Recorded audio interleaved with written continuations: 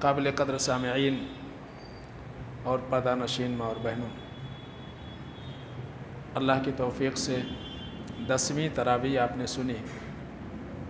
اللہ تعالی ہم سب کے تمام اعمال کو اخلاص کے ساتھ انجام دینے کی توفیق عطا فرمائے، اور اللہ تعالی ہمارے لیے ہمارے جملہ عبادتوں کو جہنم سے آزادی اور جنت میں دخول کا سبب بنائے۔ میں نے جو آیت پڑھی ہے یہ سورۃ الانفال کی آیت نمبر 53 ہے، 53۔ اس آیت میں اللہ رب العالمین کی ایک سنت بیان کی گئی ہے جس کا تعلق قوموں کے عروج اور زوال سے ہے۔ قرآن میں کئی جگہ اللہ نے یہ بات بیان کی، وَلَن تَجِدَ لِسُنَّتِ اللَّهِ تَبْدِيلًا۔ اللہ رب العالمین کے جو اصول ہیں، اللہ کے جو قواعد ہیں، سنتیں ہیں، ضابطے ہیں، اس میں تبدیلی نہیں ہوتی ہے۔ تو اسی میں سے ایک چیز ہے کہ کسی قوم کو اللہ ترقی کب دیتا ہے اور قوم تنزلی کا شکار کب ہوتی ہے۔ تو یہ کہا جائے کہ اقوام کی بدحالی کا سبب بدعملی اور بدعقیدگی ہے، اس آیت میں یہی بتایا گیا۔ جب بھی کوئی انسان اس کو یہ خیال آئے کہ ہمارے ساتھ ایسا کیوں ہو رہا ہے، تو اس کو یہ دیکھ لینا چاہیے کہ ہم کر کیا رہے ہیں۔ وہاں سے پتہ چل جائے گا کہ ہمارے اندر یا ہمارے اوپر جو مصیبت آئی، پریشانی آئی، اس کا بنیادی سبب کیا ہے۔ تو سبب دوسروں میں تلاش کرنے کے بجائے انسان خود میں تلاش کرے۔ اللہ فرماتے ہیں ذَلِكَ بِأَنَّ اللَّهَ، یہ اللہ رب العالمین کے سنتوں میں سے ہے، یا اس لیے ہے، ترجمہ کریں گے یہ اس لیے ہے کہ ان اللہ لم یک مغیرا نعمتا انعمها علی قوم، اللہ رب العالمین جب کسی قوم کے اوپر کوئی نعمت کرتا ہے تو اس نعمت کو اللہ رب العالمین نہیں چھینتا ہے مگر کب، حتی یغیروا ما بانفسہم، یہاں تک کہ لوگ اپنے آپ کو بدل نہ لیں۔ جب لوگ خود کو تبدیل کر لیتے ہیں تو اللہ رب العالمین اپنی نعمتیں بھی لوگوں سے چھین لیتا ہے۔ یہ اللہ نے سنت بیان کی ہے، اور ہم جانتے ہیں کہ اللہ رب العالمین ظالم نہیں ہے، اللہ عادل ہے۔ تو نعمتوں کی بقا کے لیے ضروری ہے کہ انسان جس حالت میں ہے اس حالت میں باقی رہے۔ اگر انسان اللہ کی اطاعت اور فرمانبرداری کے بجائے نافرمانی اور معصیت میں پڑے گا تو جن نعمتوں میں ہے وہ نعمتیں اللہ تعالیٰ اٹھا لیتا ہے۔ اور تاریخ پر جب ہم غور کریں گے، کسی بھی قوم کی عروج و زوال کی داستانیں اگر ہم پڑھیں گے تو ہم کو یہ چیز واضح طور سے نظر آئے گی۔ خود اگر ہم اپنے اسلامی تاریخ پر غور کریں تو ہم کو یہ چیزیں نظر آتی ہیں کہ اللہ رب العالمین نے عروج دیا، اور جب بگاڑ قوموں کے اندر پیدا ہوا، چاہے وہ ایمانی بگاڑ ہو یا عملی بگاڑ ہو، تو پھر قوم تنزلی کا شکار ہو گئی، ذلت کا شکار ہو گئی۔ اگر ہم غور کریں تو آپ دیکھیں اللہ کے نبی صلی اللہ علیہ وسلم نے جب اپنی دعوت کا آغاز کیا تھا، آپ کے ساتھ کتنے لوگ تھے؟ یعنی مسلسل نبوت کا 13 سال ایسا گزرا ہے کہ ایمان لانے والوں کو آپ انگلیوں پہ گن سکتے تھے 13 سال میں۔ لیکن جو لوگ ایمان لائے تھے ان کی ایمانی حالت اس قدر مضبوط تھی کہ اللہ نے فرمایا زینہ فی قلوبکم، اللہ تعالیٰ نے ان کے دلوں میں ایمان کو آراستہ کر دیا تھا۔ وَكَرَّهَ إِلَيْكُمُ الْكُفْرَ وَالْفُسُوقَ وَالْعِصْيَانَ، اللہ نے یہ فرمایا کہ گناہ اور نافرمانی کے تئیں ان کے دلوں میں نفرت پیدا کر دی اللہ تعالیٰ نے. تو دل بالکل صاف تھا، ایمان، تقوی، پرہیزگاری، ساری چیزیں جو ہے ان کے درمیان تھیں.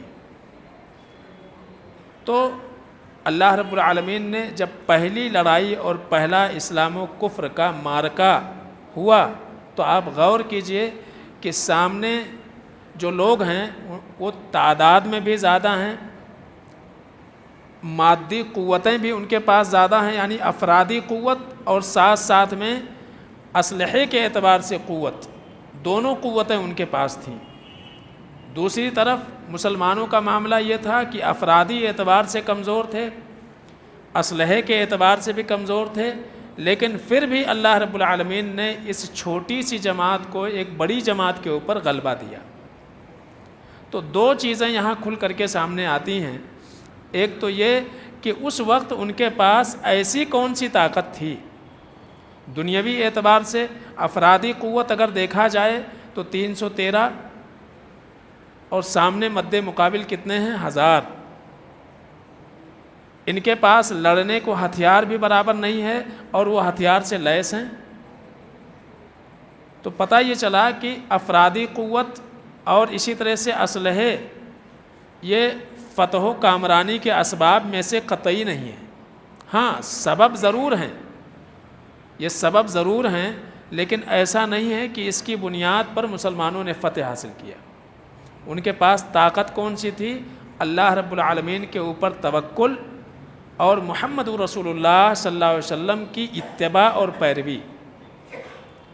3 جنگوں کا آپ اگر موازنہ کریں، خاص طور سے 2 جنگوں کا تذکرہ اللہ تعالیٰ نے اسی سورہ یعنی اس پارے کے اندر 10ویں پارے میں اللہ نے کیا ہے. ایک تو غزوہ حنین اور غزوہ احد کا، اور اسی طرح سے سورہ ال عمران میں اللہ تعالیٰ نے غزوہ بدر کا ذکر کیا، اس میں غزوہ احد کا تذکرہ کیا ہے، اور اس میں غزوہ بدر کا اور غزوہ حنین کا تذکرہ ہے. 3 جنگیں ہیں. تینوں کو سرسری اعتبار سے اگر آپ دیکھیں، پہلا جنگ جیت گئے مسلمان. دوسرے جنگ میں کیا ہوا؟ پہلے جیتے پھر ہار گئے، یعنی جیت کے ہار گئے. تیسرا غزوہ حنین کو اگر دیکھیں تو وہاں کیا تھا؟ پہلے ہارے پھر جیتے. تو غزوہ بدر میں اللہ رب العالمین نے مسلمانوں کی مدد فرمائی جب انہیں اللہ پر توکل تھا، محمد رسول اللہ صلی اللہ علیہ وسلم کی اتباع اور پیروی ان کی زندگی میں کوٹ کر کے بھری ہوئی تھی. تو تعداد کی کمی ہونے کے باوجود بھی اللہ تعالیٰ نے مختلف طریقے سے ان کی مدد فرمائی. اللہ فرماتے ہیں اذ یریکموہم اذا التقیتم فی اعینکم قلیلا ویقللکم فی اعینہم. یاد کرو وہ وقت کہ جب تمہارا سامنا ہوا. سامنا یعنی ایک طرف 1000 ایک طرف 313. یہاں سامان بھی نہیں ہے، ہتھیار بھی نہیں، اور لڑنا ہے ان سے. تو اللہ فرماتے ہیں کہ میں نے تمہاری آنکھوں میں ان کی تعداد کم دکھلا دی. مسلمان کتنے سے؟ 313. سامنے والا کتنا دکھائی دے رہا تھا؟ اس سے بھی کم، جبکہ وہ تعداد میں کتنے تھے؟ زیادہ. تو اللہ نے ان کو تعداد میں کم دکھا دیا. اور مشرکین کتنے تھے؟ 1000. انہیں مسلمان اپنے سے کم دکھائی دے رہے تھے. یہ اللہ نے کیا. کیوں ایسا کیا؟ آگے اللہ نے فرماتے ہیں لِيَقْضِيَ اللَّهُ أَمْرًا كَانَ مَفْعُولًا، تاکہ اللہ جو فیصلہ کر چکا ہے وہ فیصلہ ہو جائے، وہ معاملہ ہو جائے. یعنی اللہ چاہتا تھا کہ اسلام و کفر کی جنگ ہو اور اسی طرح سے مسلمانوں کی دھاک پورے عرب کے اوپر بیٹھ جائے. اگر ان کے نگاہ میں ان کی تعداد جو تھی ایکچولی وہی اگر رہتی تھی تو کیا ہوتا تھا؟ دل کے اندر ایک خوف کہ 1000 سے لڑنا ہے، کیسے لڑیں گے؟ ٹھیک ہے. تو اللہ تعالیٰ نے اچھا دوسری بات، ان کو کم تھے، اپنے سے کم دکھایا، اور کم تھے ہی وہ، تاکہ یہ بھی میدان چھوڑ کے بھاگے نا. لیکن جب جنگ شروع ہو گئی تو اللہ نے ایک اور معاملہ کر دیا. پھر یہ ہوا کہ ان کافروں کو جو ہے مسلمانوں کی تعداد ان سے زیادہ دکھا دیا. یہ 1000 تھے، سامنے والے مسلمان 313 ان کو 2000 دکھائی دے رہے تھے. تو اس سے کیا ہو گیا؟ وہ پست ہمت ہو گئے. اور وہی نہیں تو ایک مدد تو اللہ تعالیٰ نے یہ کی، اور دوسری مدد اللہ تعالیٰ نے یہ کیا کہ اللہ نے مسلمانوں کے اوپر سکینت طاری کر دی. سکینت کا مطلب یہ ہوتا ہے کہ نیند آ گئی، جنگ سے پہلے نیند آ گئی. آدمی کو بہت زیادہ ٹینشن ہو، بہت فکر ہو اگر، اور سو جائے وہ، تو جو سو کر کے اٹھے گا تو وہ جو ٹینشن اس کا تھا بہت حد تک کم ہو جاتا ہے. یہ بھی اللہ کی مدد کرنے کا ایک طریقہ ہے. ٹھیک ہے، غم ہلکا ہو جاتا ہے. وہ جو اضطراب ذہنی طور سے انسان پریشان ہوتا ہے، وہ پریشانی اس کی بہت حد تک کم ہو جاتی ہے سونے سے، آرام کرنے سے. تو اللہ نے ایسا کر دیا. پہلے دل میں کیا تھا؟ ایک ڈر تھا، لڑنا ہے، ہتھیار بھی نہیں ہے. اور اللہ تعالیٰ نے خاص طور سے اس کا نقشہ یہ کھینچا ہے کہ وَإِنَّ فَرِيقًا مِّنَ الْمُؤْمِنِينَ لَكَارِهُونَ، مسلمانوں میں سے چند لوگ اس لڑائی کو اچھا نہیں سمجھ رہے تھے. کیوں؟ افرادی اعتبار سے کم تھے. تو کیسا ہو جاتا تھا؟ آ بیل مجھے مار، ہے نا، سامنے 1000 ہیں، ادھر 300 ہیں، یعنی 1 پہ 3، یعنی ایک کو 3 لوگوں کو مارنا ہے کم سے کم. 3 لوگوں کو دھر لیں تب جا کر کے ہو سکتا ہے. تو اللہ فرماتے ہیں کہ جب اللہ کے نبی صلی اللہ علیہ وسلم نے انہیں کہا کہ اب لڑنا ہے، فیصلے ہو گئے، تو بعض لوگوں کو اللہ فرماتے ہیں بعض مومن یہ سوچنے لگے ہوگا کیا.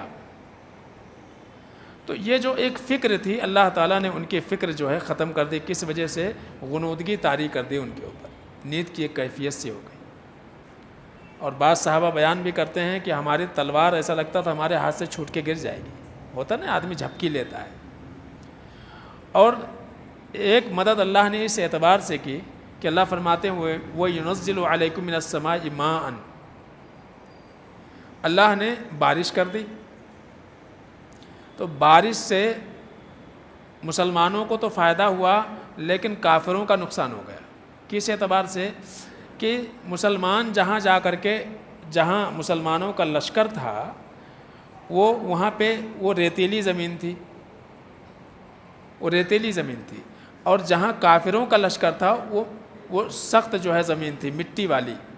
اب وہ مٹی والی زمین پہ جب بارش ہو گئی تو ہو گیا کیچڑ، تو وہاں پھسلنے کا ڈر ہو گیا. اور یہاں جو ریتیلی زمین تھی، بارش نہ ہوتی تھی تو پیر دھنستے تھے ریت میں، لڑنا مشکل ہوتا تھا. تو بارش ہو گئی تو ریت بیٹھ گیا، تو اس طرح سے جو ہے چلنے پھرنے کے اعتبار سے جو ہے آسانی ہو گئی، تو قدم جم گئے. تو اس طرح سے جو ہے اللہ تعالیٰ نے ایک مدد کر دی. اور اللہ فرماتے لِيُطَهِّرَكُمْ بِهِ وَيَذْهَبَ عَنْكُمْ رِجْزَ الشَّيْطَانِ لِيَرْبَطَ عَلَىٰ قُلُوبِكُمْ وَيُثَبِّتَ بِهِ الْأَقْدَامَ. اللہ فرماتے ہیں ایک تو ہم نے یہ کر دیا زمینی اعتبار سے، یہ وسائل اللہ نے کر دیے کہ قدم جو ہے جم گیا ان کا. اور دوسرے دل کے اندر جو ایک خلش تھی کہ اب ہوگا کیا، جو ڈر تھا وہ ڈر اللہ نے ختم کر دیا. کیسے؟ جھپکی آ گئی، غنودگی آ گئی، تو جو ہیبت تھے وہ ہیبت ختم ہو گئی. اور ہیبت ختم ایک اور طریقے سے اللہ تعالیٰ نے کیا، وہ یہ تھا کہ اللہ نے یہ وعدہ کر لیا. جب اللہ کے نبی صلی اللہ علیہ وسلم نے دعا کی اللہ تعالیٰ سے، تو اللہ نے اس دعا کو قبول کیا اور کہا انی ممدکم بألف من الملائکۃ مردفین، کہ میں 1000 فرشتوں کے ذریعے سے تمہاری مدد کریں گے جو لگاتار آئیں گے.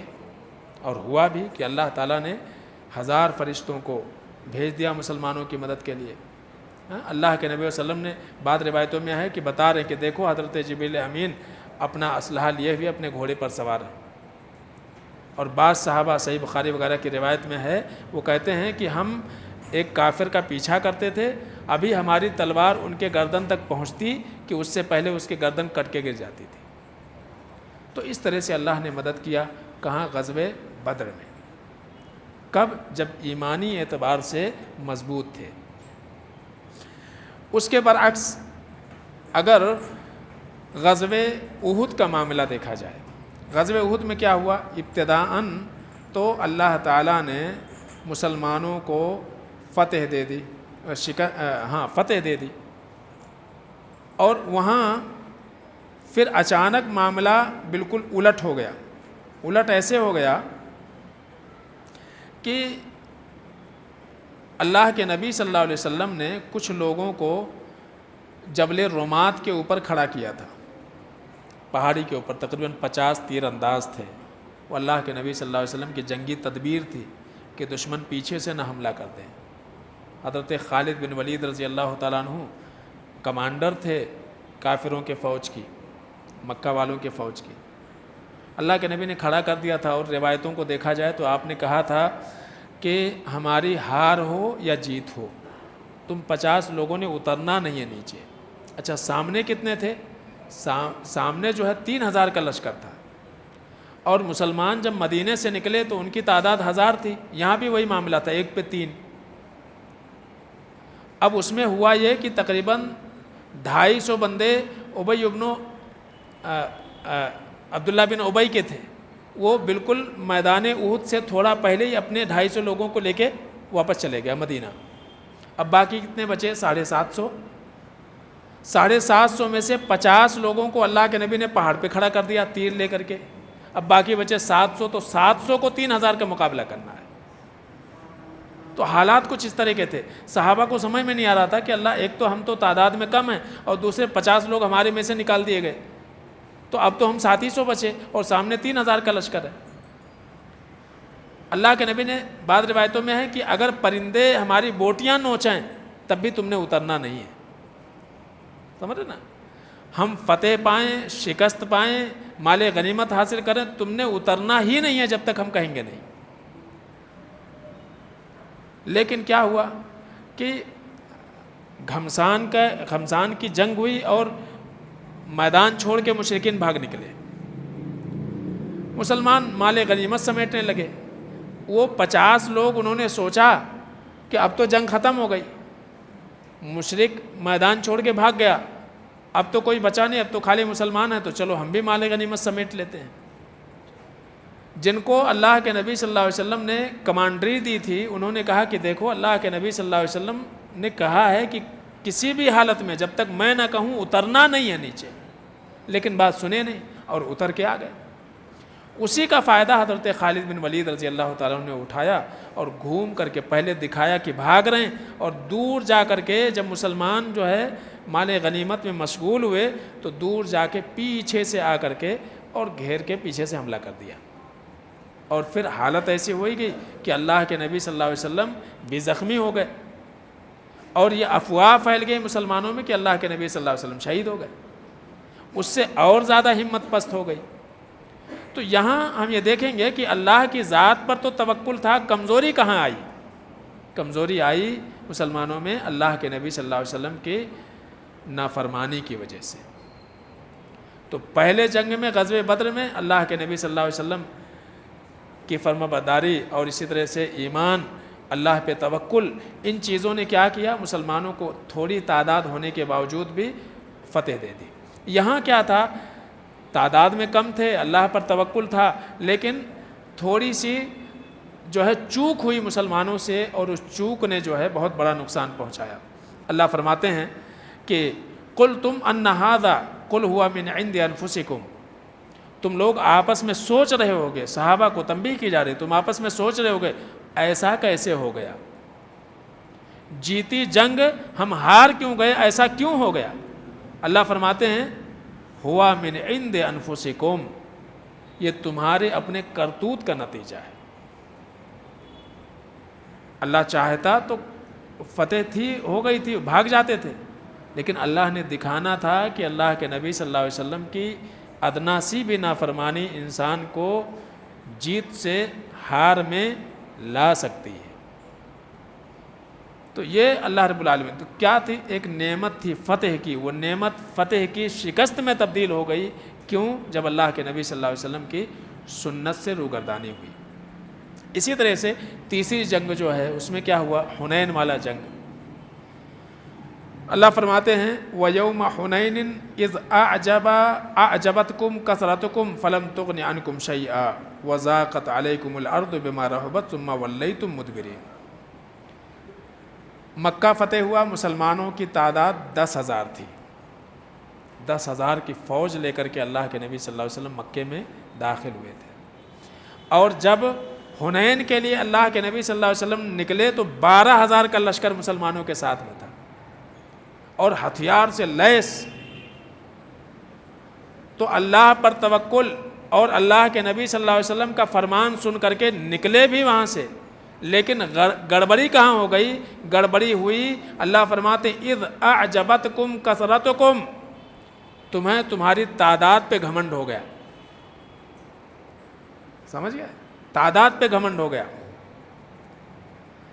313 تھے، سامنے کم زیادہ تھے. یہاں 700 تھے، سامنے 3,000 تھے. اب کیا ہو گیا؟ اب ہم تو تعداد میں زیادہ ہیں، مد مقابل کم ہے.